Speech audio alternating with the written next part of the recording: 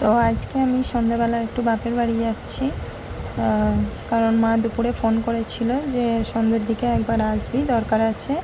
তাই ছেলেকে নিয়ে এখন চলে যাচ্ছি।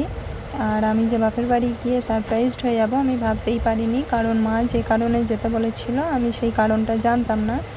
তো এখন আমি রেডি হয়ে গেছি, এরপর ছেলেকে রেডি করাচ্ছি।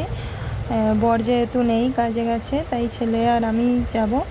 আর সাইকেলে করে চলে যাব, কারণ আমার শ্বশুরবাড়ি থেকে বাপের বাড়ির রাস্তা বেশি দূরে নয়, মাত্র 10 মিনিটের রাস্তা।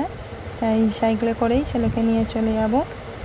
তো এরপর আমি বাবার বাড়ি এসে অবাক হয়ে গেছি। তো মা আমায় এই জিনিসটা হাতে দিয়ে বলল, বাবা এটা তোর জন্য এনেছে। তো বন্ধুরা দেখে বলো কেমন হয়েছে। আমার তো খুবই পছন্দ হয়েছে, হালকা পাতলার মধ্যে সুন্দর একটা ডিজাইন, আর আমার খুবই ভালো লেগেছে।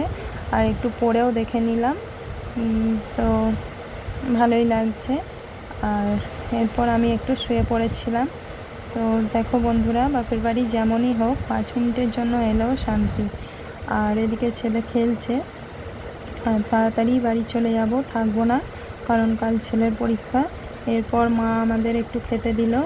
আমি চা বিস্কুট খেলাম, আর ছেলে ম্যাগি খাবে বায়না করছিল ওর দিদুনের কাছে, তাই ওকে ম্যাগি করে দিয়েছে, ও ম্যাগি খেয়েছে।